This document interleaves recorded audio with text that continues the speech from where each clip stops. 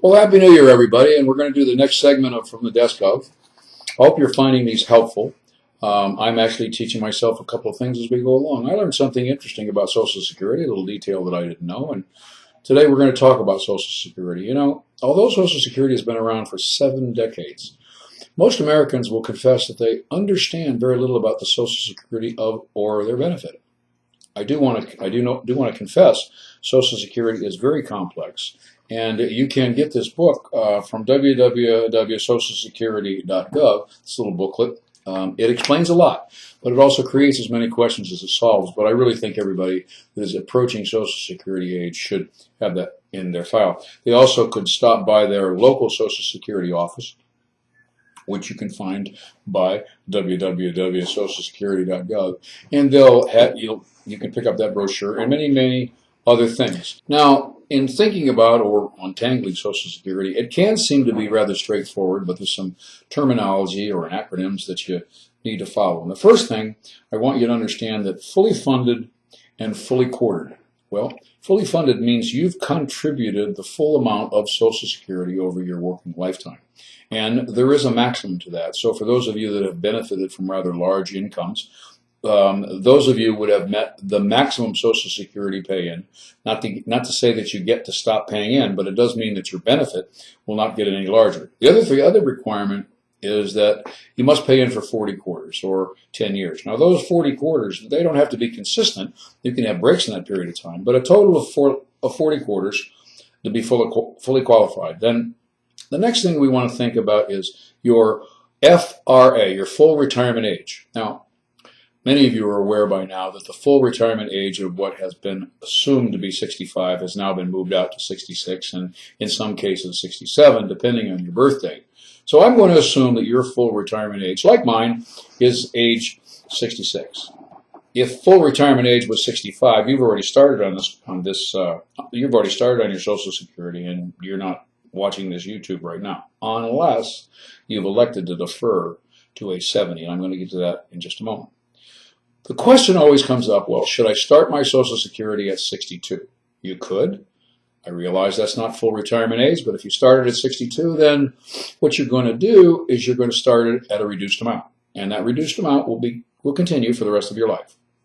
That may be a good financial plan for you or not. It requires some analysis, and I'm actually going to get into a little arithmetic on how much you give up by starting early and taking a reduced amount in just a minute. The other thing that I find a lot of people don't know, more people are getting to know it now, is that if your if your full retirement age is at age 66, and for your own financial reasons, your income, you're continuing to work, and so on, you decide that you don't need to take your Social Security amount, then you might want to defer. And if you defer taking Social Security at the full retirement age, 66, and you defer till age 70, which is the maximum age that you can defer to, your Social Security will increase by 2 increments. Number one, it will increase by 8% per year, compounded for that 4 years. I submit to you, if you don't need the income, where are you going to get an 8% compounded guaranteed return on your investment? Secondly, if you were to take the income that you didn't need between 66 and 70, then it would be taxable probably to you. So there'd be a tax consequence of that. So what are you doing? You're taking income that you don't need, making it taxable, then reducing the amount of benefit that you have so that you can let it sit in the bank at low earnings. I submit to you that you might consider that an 8% compound guaranteed return on money that you don't need to have and spend might be a great opportunity for you. Now, having said that, what's the downside? Well, during that period of time, you are going to give up some income. Now, I'm going to use my own Social Security statement, and I hope you get these and file them. You get them at least once a year, depending upon your age. I'm not really divulging to you personal information, because everybody that is my age, I'm 65, will have an age 66 full retirement age, and everybody that is fully funded in the system would have the same amount of Social Security I would have in those circumstances. At age 66, my retirement income will be $2,361. Oh, let me go back a minute. I did forget something really important. Remember that 8% compounded increase you're going to get from age 66 to age 70? What I didn't mention is there will be COLA adjustments, cost of living adjustments based upon inflation. There will be a COLA adjustment to Social Security every year as awarded by Congress. That COLA adjustment, let's just assume, is 3% a year. You would benefit from that same COLA adjustment even if you were deferring your Social Security payment. Meaning that if you were deferring to age 70 for those 4 years, you would get 8% per year. We covered that. But in addition to that, you would get the COLA adjustment. So if the COLA adjustment were 3% a year, 8 plus 3, I believe, is 11. So you really now have 8%, which is guaranteed, plus whatever the COLA adjustment is. If it's 3%, which is kind of average, then you're benefiting quite a lot by deferring. I still haven't covered what you're giving up to get that, so I'll get to that now. Now back to my Social Security statement. If I had an income of $23.61, awarded to me my Social Security age 66. My statement tells me, it's right here in the upper left-hand corner, my statement tells me that I'd have $32.13 of Social Security by waiting until age 70. That does not reflect the COLA adjustment that would be in addition to that. So let's just work with the 8% increase in figure, which takes me from $23.61 to $32.16. Now, do you want that? Do you need it? Well, in my case, I'm continuing to work, and I figure that I'll be working probably long past I'm age 70 because of my personal circumstances and what I do. That's another discussion. But I'm going to defer then. For 11 years an amount of, well, let's do the math on the board so that you can see it. I thought I had. Okay, so the real cost of waiting is what are we going to give up for that 4 years? Now, we're going to give up $23.61 a month for 48 months. All right, we've established that. That amount will become $113,320.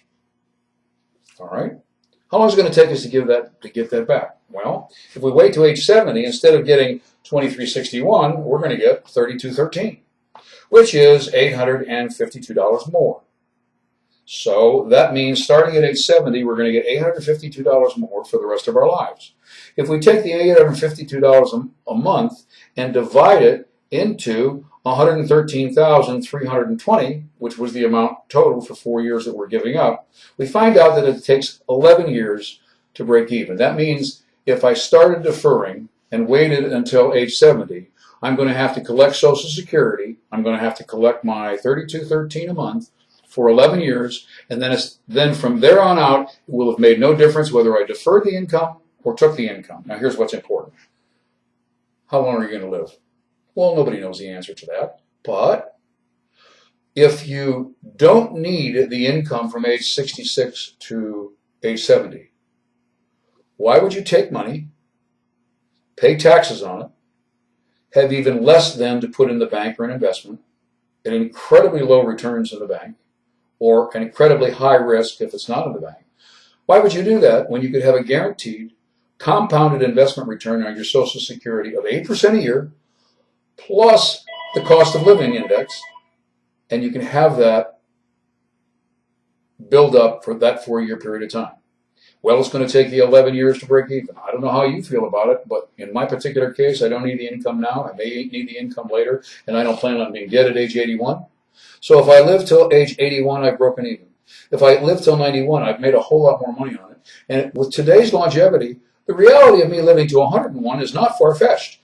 It was a huge financial opportunity for me, but not necessarily for everyone. So it becomes complicated. There is some arithmetic, and I have to tell you, please don't consider this arithmetic illustration on just this part right here, because it's how it fits into your entire financial picture and your lifestyle. So there's more to it than that. If you'd like some help with it, find a financial advisor in your area, or please feel free to just give us a call at 540-347-2125, and I'll help you out over the phone, and we'll see where I can be of more help to you then. That's it for today. Thanks for watching. Appreciate your time. I hope I'm bringing value to you, and Happy New Year.